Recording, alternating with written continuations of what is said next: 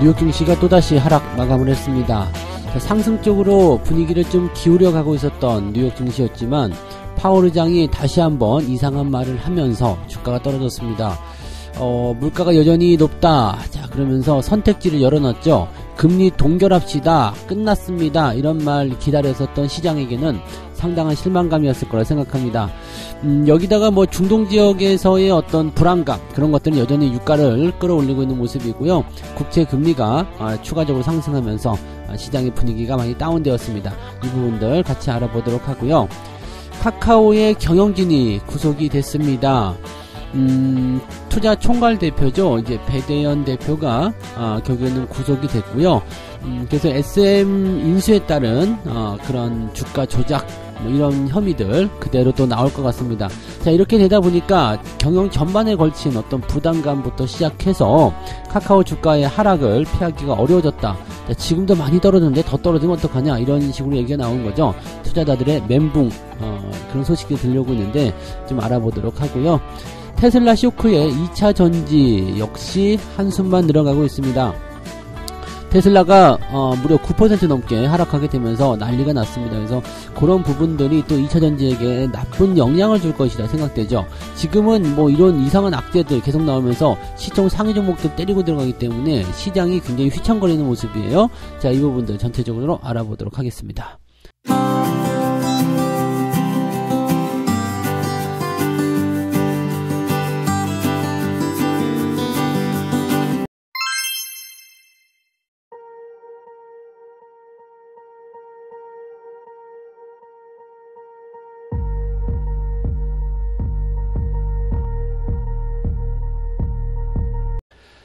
네, 반갑습니다. 오늘은 10월 20일 목요일입니다.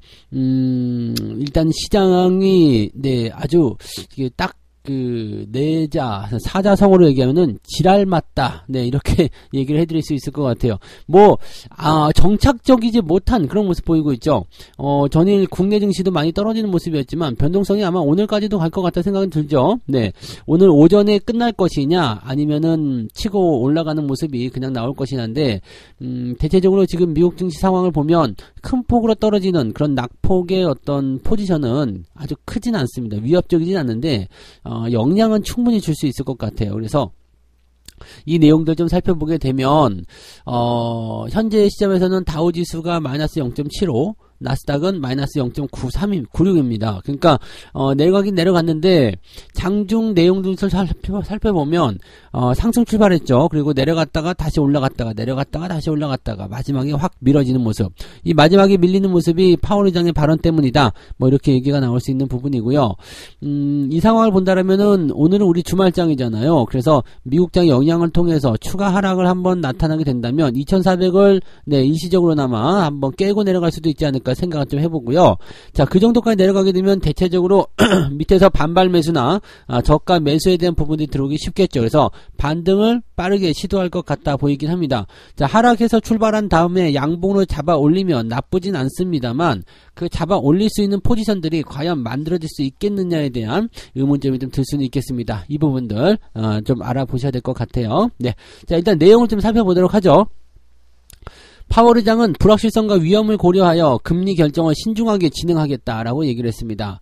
자, 최근 몇 달 동안 금융 여건이 상당히 긴축이 됐고 장기 국제 수익률이 이런 긴축을 이끄는 중요한 요인이 되었다. 그래서 계속 주의를 기울이고 있다. 뭐 얼핏 들으면은 뭐 잘해보겠다 이런 얘기라고 생각할 수 있겠습니다만 현재 시점에서는 뭐라 그럴까요? 금리 결정에 대한 부분들을 아직 고려하겠다라는 얘기를 들리기 때문에 악재가 될 수가 있겠죠. 자, 파월 의장은 지금 국채 수익률이 너무 올라가게 되면 연준의 추가 금리 인상 부담을 덜어낼 수도 있다라고 얘기가 또 나오고 있는데 이게 무슨 얘기냐면 국채 금리가 계속해서 올라가는 부분들이 있다고 하더라도 이 지금 기준 금리에 대한 그 범위에서 크게 벗어나지 못하거든요. 그러니까 국채 금리가 계속 올라가게 된다면 연준이 기준금리를 올리지 않음으로써 국채금리 상승을 막을 수 있다. 이런 식으로 얘기가 나올 수가 있겠죠. 자, 그렇게 되면서 11월 회의에서 기준금리 동결할 가능성 90%, 12월에도 거의 60%가 넘는 그런 가능성을 열어놨습니다. 그래서 금리가 이제는 뭐 금리 인상이 종결이 될 것이다 라고 얘기를 일단 하고는 있는데 파월 의장이 확실성을 주지 않고 있습니다. 얘는 항상 그렇게 얘기하는 것 같아요. 뭐 이럴 수도 있고 저럴 수도 있고 뭐 그러고 나서 나중에 뒤통수 치고 야 이런 거 별로 안 좋은데 아무튼 네 신중히 진행하겠다. 확정되지 않았다. 네 이렇게 얘기를 계속해서 질질 끌고 있다는 것이 좀 짜증나는 얘기겠죠. 네, 자 국채금리도 조금 오름세를 보였습니다. 10년물 금리가 장중 4.9%까지 상승을 했고요. 30년물 금리도 5%까지 상승을 했습니다. 그래서 전체적으로 이제 장기 국채금리가 올라가는 모습이었고요. 단기 금리 같은 경우 2년물 금리는 오히려 조금 하락하면서 5.16까지 나왔습니다. 자 이렇게 된다라면은 격차가 많이 좁아졌죠. 그래서 장단기 국채금리의 역전 상황이 격차를 좀 좁히고 있다. 이런 식으로 해석할 수도 있겠죠. 이거는 또 나쁜 소식은 아니거든요. 그러니까 조만간 들려올 그런 소식으로도 우리가 생각을 해볼 수도 있지 않을까 판단해 봅니다. 자, 그 다음에 기업들 실적이 아주 난리가 났습니다. 테슬라가 시장의 기대를 밑도는 매출과 순이익을 발표하면서 주가가 9% 하락했다. 뭐 어느 정도 예상을 하고 있었던 부분이긴 합니다만 아주 뭐 난리가 나는 모습이었고요. 지금 일론 머스크가 사이버 트럭으로 인해서 이 생산한 이후에 이익으로 전환되는 데는 1년 넘게 시간이 걸릴 것이다. 이런 얘기도 나왔습니다. 그래서 굉장히 좀 부담을 많이 줬을 거라 생각하고요. 이 내용들이 2차 전지에게 좀 영향을 많이 미칠 거 생각되고 있죠. 조금 이따 다시 얘기하고요. 자, 넷플릭스의 기업은요. 넷플릭스는 주가가 16%나 올랐습니다. 실적도 좋아지고 있고요. 그 다음에 신규 가입자 수가 예상치를 뛰어넘었습니다. 거기다가 이제 구독료를 또 올렸잖아요. 그러니까 이런 부분들이 나타났죠. 자, AT&T 같은 경우도 예상치를 웃도는 실적을 내놓았다. 지금 기술주 쪽에서 나쁘지 않은 모습이죠. 그래서 반등이 좀 진행됐는데 반도체 쪽과 그 다음에 2차전지 쪽은 좀 떨어지는 모습. 근데 반도체는 2차전지에 비하면 아무것도 아니죠. 네, 지금 테슬라부터 시작해가지고 어제 떨어진 2차전지 관련주들, 그 전기차 관련주들 아주 뭐 박살나는 모습이라서 이 부분의 여파가 상당할 것으로 생각되고 있습니다. 당분간 올라오기 힘들다. 당분간 하락이 더 지속된다. 이런 식으로 얘기가 와전이 되고 있는 모습이라서 부담감을 계속 가져야 되겠죠. 물론 단기적으로 급락하게 되면 밑에서 받아주는 움직임이 있기 때문에 반발 반등이 나올 수 있습니다만 9% 떨어지고 한 3-4% 올라간다. 이 정도 나오는 걸로는 반등이라고 볼 수가 없거든요. 그러니까 이런 내용들을 일단 급락을 맞았다라면 추가 상승에 대한 부분들을 충분히 확인하신 다음에 대응하셔야지 된다는 것을 꼭 이해하시기 바랍니다. 자, 뉴욕 증시 전문가들은 파월 의장이 여전히 선택지를 가지고 있기 때문에 주가가 변동성을 보인 것이다 라고 얘기하면서 파월 의장의 책임으로 몰아가고 있죠. 네, 연준이 장기적으로 어떻게 금리를 할 것인지 여기에 대한 확실한 답을 달라 이런 식으로 얘기를 하고 있는 모습이라서 여기에 대한 어떤 확정적인 부분들이 만들어지기 전까지는 시장의 변동성이 지속될 수도 있다라고 얘기를 할 수 있는 부분이 되겠습니다. 자, 이런 상황들 보면은 뭐 아주 나쁜 것 같지는 않죠. 또 중동 얘기는 싹 빠져 있어요. 물론 유가가 좀 올라가긴 했습니다만 중동 얘기는 싹 빠져 있죠. 지금 중동 지역도 여러 가지 뭐 치고받고 하는 모습도 나타나고 있지만 전면전 확산은 벌어지지 않고 있습니다. 이 부분들을 잘 고려해 볼 필요가 있겠고요. 자, 상황을 이렇게 놓고 본다면 지금은 뭐 기업들 실적 그 다음에 저쪽 그 국채 금리 뭐 이런 쪽에 대한 움직임들 그쪽만 일단 시장이 주목하고 있다라고 판단할 수가 있겠죠. 기업들 실적 같은 경우에 원래 들쭉날쭉한 거고 어느 정도 또 지나가고 나면 나쁘지 않을 거라 생각합니다. 그래서 그런 쪽을 보시고 또 우리나라 같은 경우는 또 3분기 기업 실적들이 그렇게 쇼크가 나오거나 그러지 않고 있거든요. 그래서 괜찮아 보이는데 라는 생각 좀 해볼 수 있겠습니다. 오늘 거는 기대감은요, 아침에는 일단 한 대 맞고 시작할 수 있겠죠. 추가적으로 하락할 수 있습니다. 근데 그 부분이 빠르게 회복이 된다라면 긍정적으로 보여질 수 있겠고요. 빠르게 회복되는 부분들은 보통 11시에서 12시 사이에 반등이 나가줘야지 오후에 상승세로 연결될 수 있다. 이렇게 판단할 수 있습니다. 그래서 빠르면 빠를수록 좋고요. 늦더라도 11시에서 12시 사이에는 반등을 봐야 한다라고 생각하시면 되겠습니다. 자, 이런 부분들은 장중 시황 때 다시 또 설명드리도록 할게요. 두 번째 이야기로 넘어가겠습니다.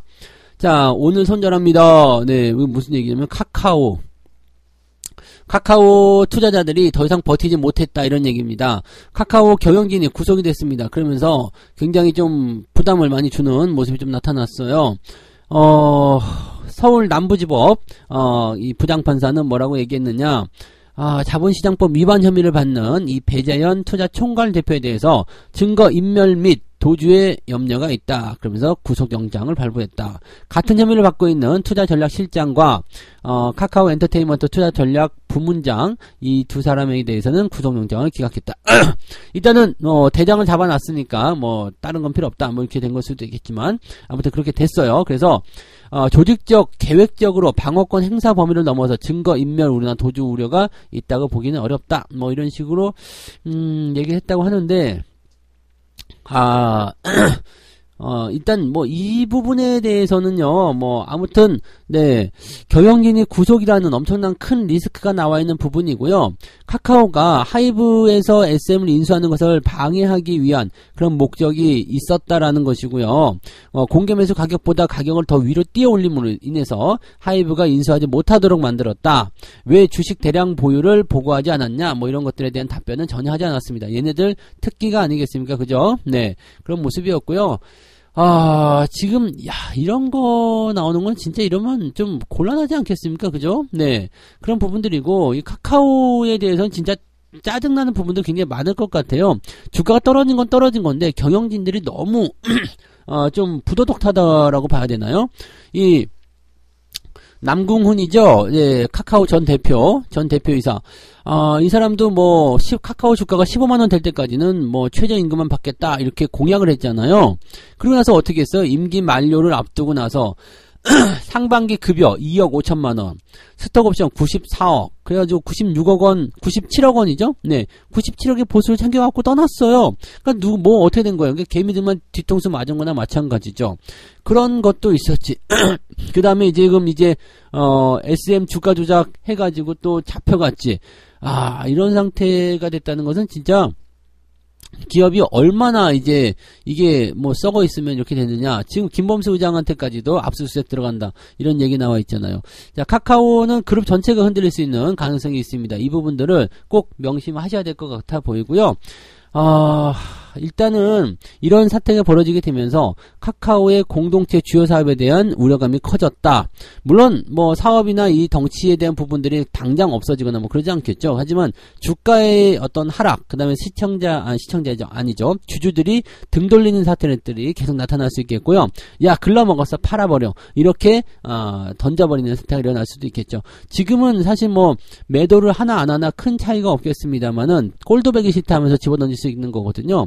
매수는 아니더라도 매도는 지금 한번 고려를 해볼 필요는 있겠는데 주가가 더 빠질 수 있다는 어떤 우려감이 있기 때문에 주의는 또 필요할 것 같긴 하죠. 자, 그래서 지금 카카오뱅크의 또 대주주잖아요, 카카오가. 그러다 보니까 카카오뱅크의 대주주 자격에도 문제가 생길 수도 있다. 이렇게 되면은 카카오뱅크까지도 영향을 받을 수 있고요. 이 자회사들 자체가 전체적으로 시총이 높기 때문에 부담감이 확 들어갈 수밖에 없다는 얘기죠. 카카오가 계속해서 밀려나면서 이런 식으로 문제점을 일으키게 된다면 카카오 그룹주 전체적으로 흔들릴 수 있다는 것을 우리가 참고해 볼 필요가 있을 겁니다. 이 부분 생각해 주시기 바라고요. 카카오 갖고 계시는 분들은 좀 답답하겠습니다만 없는 게 일단은 필요하죠. 없어야 합니다. 없어야 하는데 그럼에도 불구하고 가지고 있다라고 한다면 글쎄 뭐 최근에 매수한 거라면 그냥 팔아버리는 게 속편할 수도 있겠고요.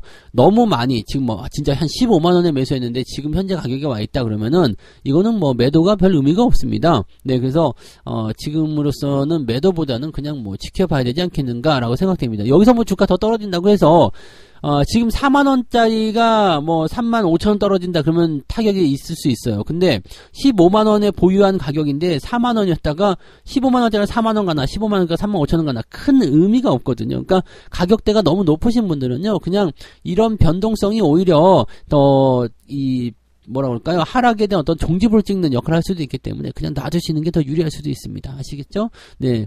요거는 뭐 일단 첫 단추가 완전히 잘못 깬 거라서 완전히 네, 뭔가 뒤집어야 될 그런 내용성이 좀 있을 거라 판단합니다. 이 부분 참고하시고요. 자, 일단 세 번째 이야기로 넘어갑니다. 테슬라 쇼크에 2차 전지도 곡소리를 내고 있다. 뭐 좋은 소식이 한 개도 없냐, 오늘은. 에이, 네. 그러니까 앞서서 제가 말씀드렸잖아요. 네. 사자성어, 지랄 맞네. 오늘 완전 시장, 네. 근데 악재가 이렇게 한꺼번에 다 나와야 돼요. 고름이 한꺼번에 다 나와버려야지. 거기서 이제 새살이 나오든지 뭐 어떻게 하는 거지. 계속 그냥 뾰루지 종기가 나와가지고 안 짜고 계속 그러면서 아프기만 하죠. 네. 2차 전지주 전반이 하락한 것은 테슬라의 어닝쇼크 영향이 매우 컸다라고 되어 있습니다. 테슬라의 3분기 매출은 233억 5천만 달러, 전년 대비 9% 증가했지만 전망치를 밑돌았다. 이게 문제야. 전망치. 이 전망치를 안 하면 되잖아요. 근데 전망치를 내세우면서 꼭 이 문제를 만들어요. 이익이 증가하면 됐잖아. 근데 왜 그것 때문에 그러냐 이거죠. 다만 매출액은 증가했는데 순이익은 줄었어요. 전년 대비 44%나 감소했습니다. 그러니까 매출은 뭐예요? 팔아먹었다. 근데 거기서 얻어내는 마진이 줄었다는 얘기죠. 왜 그랬을까? 전기차의 가격을 낮춰서 팔았기 때문이다 라고 얘기가 되는 부분이죠. 전기차 시장 성장률과 테슬라 판매량 성장률이 동반적으로 둔화하고 있다. 이거는 굉장한 부담감이 되겠죠. 이런 것 때문에 일단은 좀 뭐라 그럴까요? 뭐 비용적인 부담이라든지 등등등 이런 것들이 좀 많이 나오면서 이익률이 많이 줄었고, 가장 중요한 거는 이제 가격 인하죠. 안 팔리니까 가격을 인하한 거고, 그렇게 해서 좀 많이 팔기는 했지만 가격이 인하되니까 또 재고를 많이 만들었죠. 근데 그런 부분들이 또 어느 정도까지 포화 상태에 들어가니까 더 이상 또 안 팔려. 막 그럼 또 재고가 쌓여. 막 이런 식으로 계속해서 나오는 거거든요. 그러니까 이게 굉장한 좀 부담이 좀 될 수가 있겠죠. 그래서 현재 상태에서는요, 이 테슬라도 좀 답답할 거예요. 그래서 새로운 공장 세우는 것도 일단은 좀 중지합시다. 이렇게 얘기가 나왔잖아요. 그러니까 천하의 테슬라도 잠깐 쉬어간다. 한 수 접고 들어간다. 이런 식으로 얘기가 나올 수 있는 부분이라서 부담감적인 요소가 있을 것이다. 이게 2차 전지 쪽에 당연히 영향을 줄 수밖에 없습니다. 그러다 보니까 지금 국내 전기차 시장 쪽에서도 약간 문제점이 되는 것이 무엇이냐, 테슬라가 가격을 낮춰갖고 들어오니까 국내에서 테슬라의 판매량이 국내 자동차의 수준을 넘어섰어요. 상당히 많이 팔렸습니다. 그래서 이렇게 되면은 경쟁 상대가 강력해진 거잖아요. 그러니까 부담이 커지죠. 이 부분에 대해서 완성차 업체들은 물론 전기차를 많이 팔아야 되겠습니다만 해외에서 판매한 거, 국내에서 판매한 거 그렇게 큰 차이가 없고요. 전기차 판매량은 실제로 전체 자동차 판매량에서 큰 차이가 없거든요. 그러니까 완성차 업체는 그렇게 큰 영향을 받지 않습니다. 문제는 뭐냐면 배터리 업체들, 2차 전지 업체들이 영향을 받게 될 수밖에 없다는 얘기가 되는 거죠. 이런 부분이 있었고요. 또 한 가지 재료를 보게 되면 리튬값 하락, 이 부분도 이제 주가를 짓누르는 요소가 된다. 특히 리튬값의 하락 노출도가 좀 크게 작용하는 양극재 업체들은 실질적으로 이제 실적에 크게 영향을 미친다. 지금 에코프로나 에코프로 BM 주가 또는 이제 실적 크게 내려간 부분들이 여기에 영향을 준다라고 보시면 되겠죠. 여기다가 이제 양도세 회피, 이 부분도 영향을 줄 수 있다라고 얘기가 나옵니다. 종목당 10억 원 이상 보유하거나 코스피에서는 1% 지분율, 코스닥은 2% 지분율을 가지면 대주주로 구분이 되기 때문에 세금을 내게 됩니다. 자, 이렇게 세금을 내게 되는데 이 세금을 내게 되는 것이 또 다른 문제가 되는 거죠. 왜냐면 나 양도세 내기 싫어. 빚 내가지고 투자해가지고 내가 10억을 보유하고 있는데 그 중에 빚이 9억이야. 근데 주가는 많이 떨어져 있어. 막 이렇게 돼. 내가 원래 20억어치 샀는데 지금 반토막 나가지고 10억이야. 근데 대주주로 세금까지 내래. 나 진짜 피곤하지 않겠습니까? 물론 어느 정도 각오는 하고 매수를 했을 거라 생각합니다만은 여기에서 이제 양도세를 피하기 위한 그런 매도를 또 진행할 수가 있다라는 얘기가 되는 거죠. 그러니까 일단은 매도가 한 번 더 진행이 된다라면 물량적인 부분에서 부담감이 커질 수밖에 없다. 이렇게 되는 거 되겠습니다. 그럼 전반적으로 다 그런 형태의 어떤 악재 요인들이 계속 나타나고 있고요. 2차 전지가 상승할 수 있는 배경이 별로 없어요. 그러니까 나쁜 소식이 한꺼번에 터져 나오면서 주가를 끌어내리고 있는 데다가 이 투자자들조차도 등을 돌리려는 움직임을 보여주고 있기 때문에 여기에서의 부담감은 매우 커져 있는 상황이다라고 생각하시는 게 맞을 것 같아요. 그래서 부담 요소들이 계속적으로 있기 때문에 여기에 대한 부분들은 우리가 좀 안 좋게 생각을 하셔야 되겠죠. 그래서 2차 전지 쪽은 뭐 늘 말씀드리지만 신규 매수나 추가 매수 이런 거 들어가시면 안 돼요. 그리고 가지고 계신 분들도 뭐 나는 장기를 보겠다 말리지 않습니다만 비중이 너무 많다거나 리스크를 관리해야 되는 입장이라면 한번 생각해 보실 필요가 있을 것이다 라고 말씀드릴 수 있겠습니다. 꼭 참고해 주시기 바랍니다. 자, 이렇게 해서 오늘 세 가지 이야기 전달해 드렸는데요. 아주 지랄 삼종 세트가 나타났네요. 파월 발언에 국채금리가 상승했다. 짜증나는 일이죠.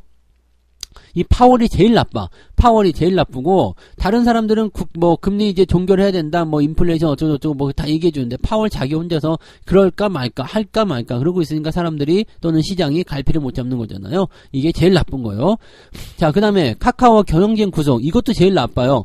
카카오 경영진. 이 카카오가 문제가 굉장히 많아요. 주주들에게 완전히, 똥을 먹인 거나 마찬가지예요. 그러니까, 이런 상황이라면은, 지금 카카오의 주가 상황이 올라가기가 좀 어려운 상태다라고 판단하셔야 되는데, 이런 부분들에서도 우리 생각할 거, 매수는 좋지 않습니다. 다만 너무 높은 가격을 갖고 있다 그러면 매도가 의미가 없어집니다. 그러니까 매도보다는 일단은 상황을 보고 망하지 않을 것 같다 생각된다면 반드시 반등하는 기회가 있겠죠. 그래서 그 기회를 노리시는 게 유리할 것 같아 보이고요.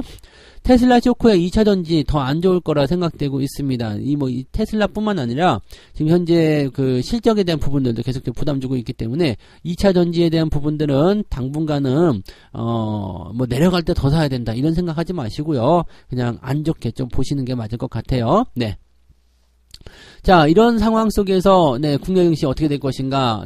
오늘도 아침에는 조금 안 좋게 흘러갈 것 같다 생각됩니다. 다만 반동에 대한 포인트가 아래쪽에 지지선 역할을 가지고 있기 때문에 닭 쪽이 일단 떨어지는 것은 어쩔 수 없겠지만 코스피 쪽에서는 또 반도체나 자동차 이런 쪽에서 매수로 들어와서 방어를 좀 해주게 된다면 금융주 같은 것도 포함해서요. 그러면은 코스피 지수는 2400포인트 지지선 역할을 하게 될 것이다. 이렇게 받아들이시면 되겠습니다.